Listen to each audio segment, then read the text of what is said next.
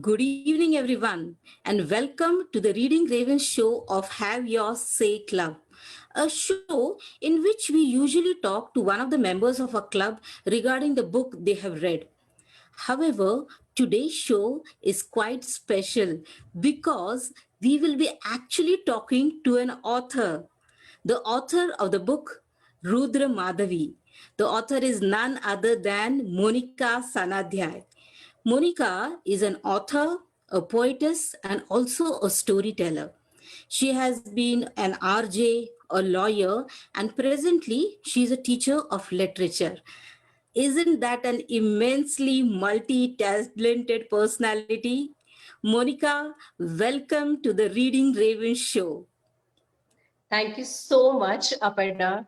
It is really a great pleasure to be with you talking over my own baby, Rudra Madhavi, my book. I'm so excited to be here while talking to you. So thank you so much for this opportunity to be here with HYS Club in their talking show over Reading Ravens. It is indeed a privilege today to talk to you, Monica, regarding the book Rudra Madhavi. It is, I think, a different perspective we get from the eyes of an author regarding the book. Moving on, talking about the book, can you tell us what the book is about, like the genre of the book, the characters, and the plot in the book? Yeah, sure. Aparna, this book basically, Rudra Madhvi, as the name sounds, is a mythological fiction because it does include a lot of reference to the deities, the gods. We Hindus, basically pray. And, the genre is totally mythological. And the characters are the delineated ones straight from the influence of the greatest epic in our Indian culture, that is Mahabharata. So, like I have read through, the holy book Gita a lot, and Mahabharata, includes the gamut of Gita, because it has come out of, straight from the mouth of Sri Krishna. So after reading that, how could I connect those verses with the real life and can communicate the same to our readers? So this actually gave birth to the characters which I have included in my book. So Rudraksh, in short, Rudra, and Madhavi. So these are the two protagonists in my book, along with the parents, a lot of relatives, the evil characters, of course, because there is always a conflict between the good and the evil. So definitely a lot of characters in this book. It seems a beautiful amalgamation of transcending from mythology, and like you said, verses from Gita, okay, episodes from Mahabharata, and how it relates to today's life. So it looks quite intriguing. The cover of the book also I thought was quite interesting when I saw it. Like the picture itself looked like it was drawn personally by somebody with a lot of love. And talking of love, even the cover mentions the three words of love, wisdom, and valor. Quite a heavy material. So how did you think of writing on these three topics? And you can also tell us about the cover of the book. Oh, that would be great. Indeed, an immense pleasure, to share with you about the cover design because this is again something came out of my mind. I wanted to design something that would depict my two main protagonists on the cover page. So little bit sketch is done by me and a bit sketch is done by my friend. So we both designed the cover. However, the color, scheme is given by my designer. And as far as you talk about, the theme that is the saga of love, wisdom, and valor. So, in an individual's life, what exactly is needed? Be it the time gone by or the time today, right? We need love. Everybody needs love. It is the motivation, right? Wisdom. With the help of the wisdom, you know that you can actually thrive any challenge, right? You can actually go through any difficulty, and I think probably you can gain more and more experience. When it comes to valor, valor is, valor should just not limit with the power you own in your arms, your biceps, but valor is something where you have the decision making power, where you know how to safeguard your dignity and stand your grounds, as well as protect your loved ones and stand for the humanity as a whole. So that is the valor all about when it comes to my book. So, love, wisdom, and valor are indeed an integral part of our lives. And the definitions which you have put forth are also quite interesting. Like how valor is, it's not really about, the power play. It is also about being, I think, so, taking the right decisions at the right time. So that's about, I think, so your three words I understand. And you also mentioned the characters, no, Rudra and Madhavi. So, talking about the character of Rudra, what would you like to tell us about this character? What does he portray? And what is the takeaway for us by looking into the character of Rudra? Whenever I talk about Rudra, I really get carried away with this character, because this is the man which am I can bet that every girl would want to have in life. He is a true picture of the chivalry, the person with great power, great personality, is still humility, right? And he's very naive in certain actions, and altogether he has got that power Mhm. to take the wise decision, right? And he's powerful since he's the demigod in my book, right? He is the son of Lord Pavan, and he was born out of the illegitimate wedlock. So he was abandoned by his mother, and was brought up by his foster parents, who were actually the Vaidyas in a village. So in a very humble background, he was taken care of. Still, he turned out to be the greatest warrior of his time. And still, he his love was at stakes, his family was at stakes, even though he just balanced his emotions, and how he uh, gave away everything to the other. So that's giving spirit. He's a giver, in fact. uh, in this book, when we read about his story since his childhood to the adult one. Yeah, Rudra, in fact, I feel is an embodiment of an ideal person, an Yeah. overcomer of challenges, brave yet gentle, and with a lot of restraint. So that's the qualities we always look in any human being. In a yeah, Yeah, humble yeah. and gentleman, you can say. Yeah. Yes, yes. And also the character Madhvi. Like whenever we talk about characters in a book, as like women, we try to find out what is there in the book for us. Like, does the character of Madhvi resonate with today's woman? What is the character of Madhvi in this book? Madhavi, as I told you earlier, is the parallel protagonist in this book. Mhm. She is the pure combination of brain with beauty, as everyone looks forward to in a woman, right? She should be graceful, as well as she should not take help of Yeah. those underrated or overrated concepts like feminism, right? So Madhavi is a beautiful lady, again, with brilliant mind, and she also has the strength to stand in the battlefield and participate in the warfare, right? And here there is one chapter where I have tried to connect it with the episode of Draupadi, where she was put at the stakes during the game of Chaucer. Right here, I have taken the game of chess. And the similar episode is taking place when Madhavi's dignity is also taken at stakes, and she was to be taken away by, the king of the other kingdom. But here she has to say that my, Lord Krishna has already bestowed me, me with the power to stand for my own dignity, to safeguard not only the dignity of women in the kingdom, but the entire kingdom itself, including each and every individual, each and every citizen of my country. So here, this is what a woman has to be, right? Not demeaning herself, not seeking help from others, but standing her own feet. Yeah, a self-reliant woman. That's all we all want to be. All women want to be All are self-reliant. trying to be, Yeah, so absolutely. that's really resonating now with me, the character of Madhavi. Yeah. And also, you mentioned, Monica, that you have connected with the verses of Gita in your book. So, how did you imbibe those verses and how did you connect with the story? Let us know about this.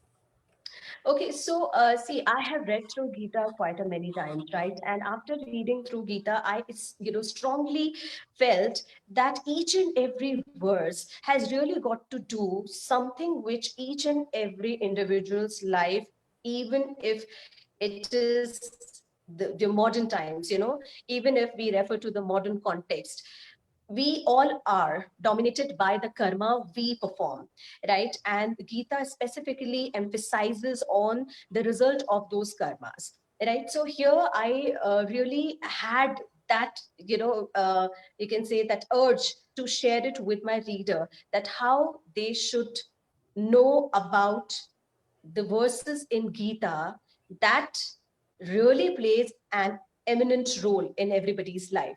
So here with the events which are taking place, I have connected it with the verses which are already, telling, which are already predicting about the result, the consequences, the repercussion of your karma. Right. So here, in the very first episode where Kusumati had to abandon her child, Kusumati is actually the mother of Rudraksh, and just because it was an illegitimate child, so she had to abandon it. And then, out of that immense guilt, she has fallen down on the ground, repenting that what have I done, and why was it written in my destiny? Then she hears that echo, as somebody is reciting the verse from Gita and telling her that if you cross your boundaries, you will have to pay for it. Whatever level, whatever stature you belong to, whatever your designation is, if you are not aware of your ultimate duties, you will have to end up with any kind of conclusion or the consequences written for it. For example, I would like to really take this very first verse of, Bhagavad Gita that talks about Dhritarashtra, who is sitting. He's a blind man, and sitting, and he's witnessing the warfare which is happening, during the Mahabharata war through the eyes of Sanjay. So he happens to ask that, Sanjay, you tell me that how my sons are doing on the battlefield.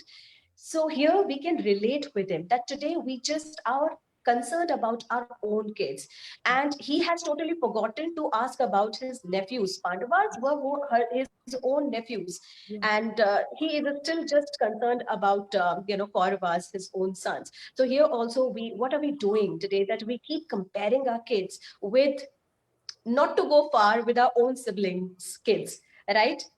Their cousins, that he's doing better than you, she's doing better than you should buck up, and you should perform better, score well, make me proud. So here, this is a beautiful connection between what is written there in Gita and what is being done in today's world. So yes, I mean, each and every verse written in Gita has a great impact on everybody's life. I can really identify with the comparison part which you mentioned, like you do with the children, We always tell the children how their cousins are better and how they should follow them to be successful in life. That's really, Yeah. indeed, we all do in life. And like you said, the verses in Gita, what happens might be everybody doesn't end up reading Gita. But then when we read a book in which we have a connection of the verses of the Gita with the incidences of the book, we understand the verses much deeper, I think. And like you mentioned, how Kusumati, like she was in a dilemma and she heard that divine voice. I think the verses are the divine voice for us.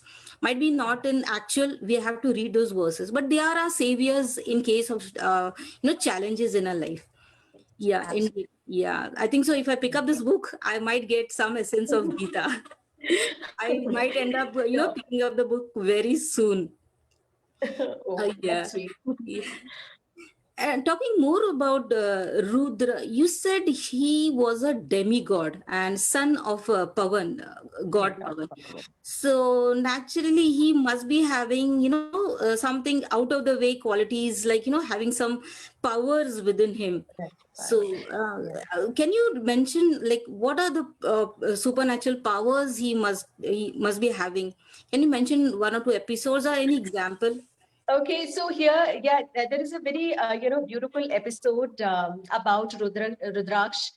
In short, Rudra, when he is growing up, and all his friends, play this 7 stone, game where you have to hit that pile of stone with a ball, and then the ball goes away, and there is a Mhm. defender team, Mhm. an attacking team.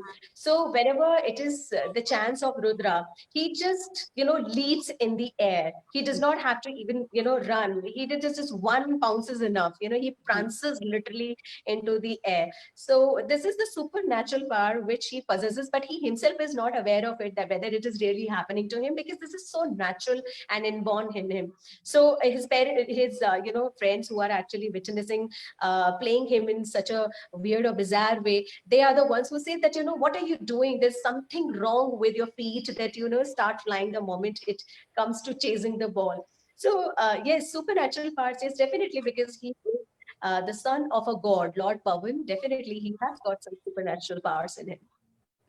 Yeah, talking to you, Monica, about your book, is reminding me of, a TV serial long back, Chandrakanta, and even Shaktiman. Oh, Because, it's a mythology, so definitely it would connect somewhere with each and every mythology because, that has yeah, been yeah. so far.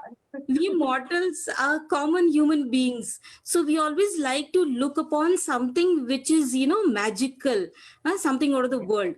So this is, Yes. I think, one of the attractions of this book, like we will get to read something other than common, who has, like, anybody who has got supernatural powers. Of course we want to look up to that. That's really amazing. Monica, your book encompasses a varied of emotions, like you said, love, wisdom, valor. The both the characters, they have got such strong ideologies, and the supernatural. You've got so many elements in your book. So I want to ask you, Monica, what is the message you want to pass on through your book? See, as this book is, written with the verses of, Gita kept in mind. So that talks about solely about your karma, that you should be responsible enough towards your ultimate duties, right? Your karma. And it's not that you should not care about what would be the results and all. I think when we are performing our karma, we are completely aware of the results also, because if it is positive, then the results will definitely be positive, even if it has to come sometimes later. So first, yes, you have faith in yourself, believe in yourself, and perform your ultimate duties.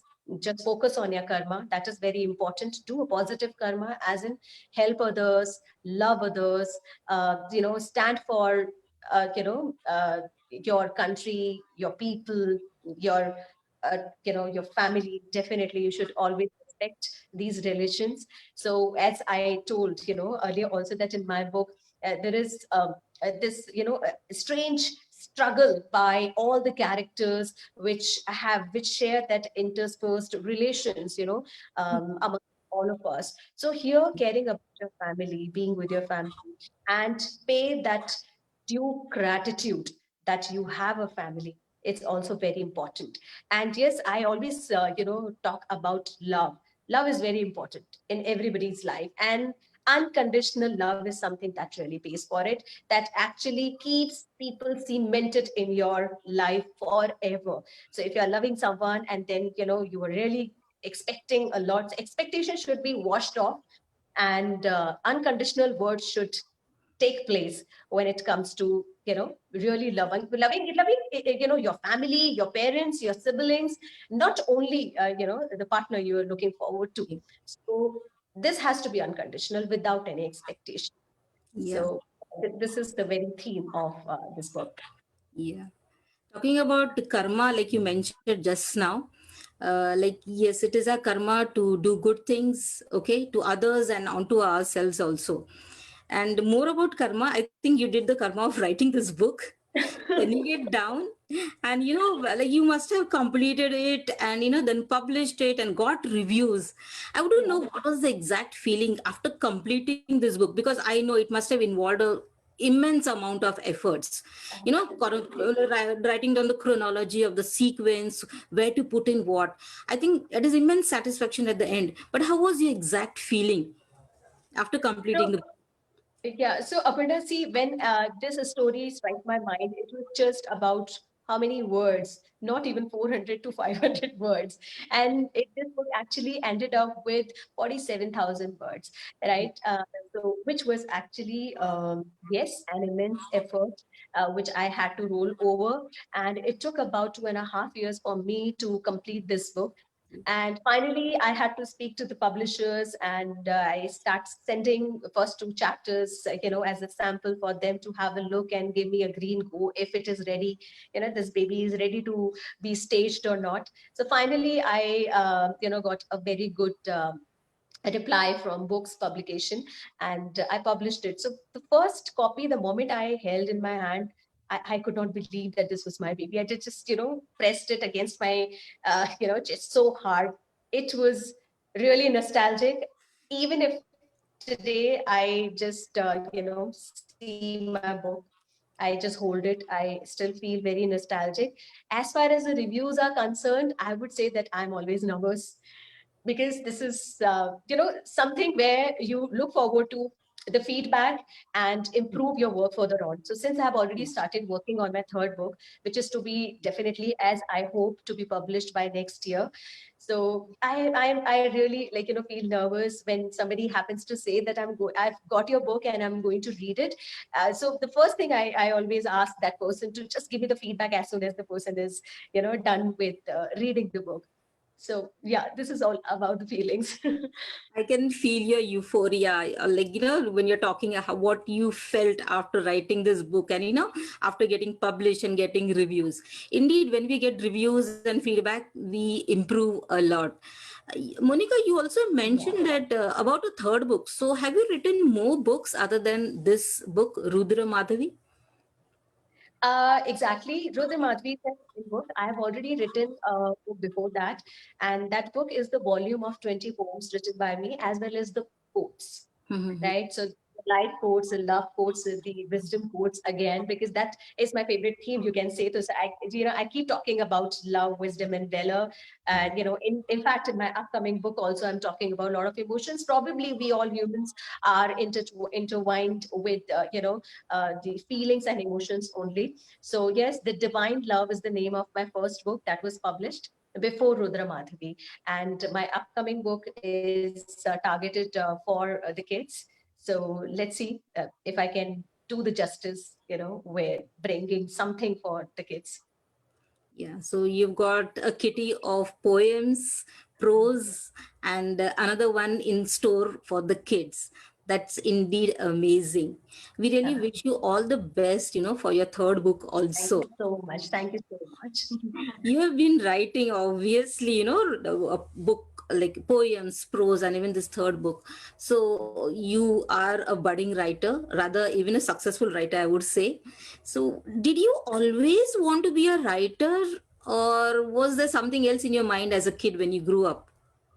See, when you are a kid and when you, especially the kid who is doing academically good. So yes, I was a good, academic student, and my parents had aspirations with me because they really wanted me to appear in civil services and get on to becoming IAS or RAS officer. I could actually do some job in RAS pre as I got through, but I could not make it to the final. So, and then, but I have been writing ever since, I took literature because, I started studying literature when I was in 9th, 10th grade. It is because of the influence of my father, because he's a great literary person.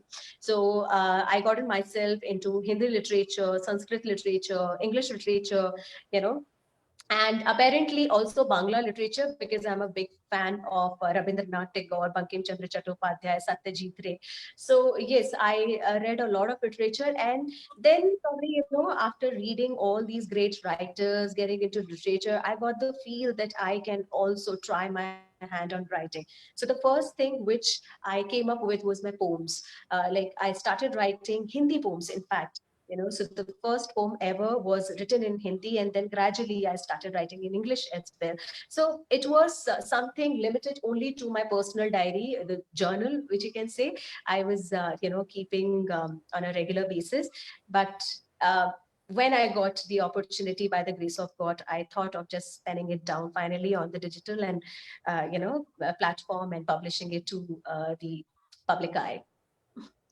Yeah, I feel people who find their passion and they're able to do something about it are really blessed. I can identify totally with you, Monica, because even I try to write down snippets, but then I don't go forward. But you have, crossed boundaries and written books and you have published. That's indeed a great feat.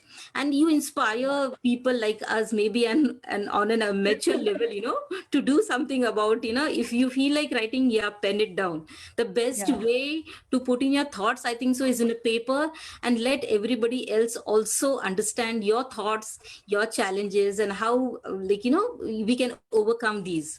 So I think writing a book is one of the noblest things one can do to share their own experiences and their success.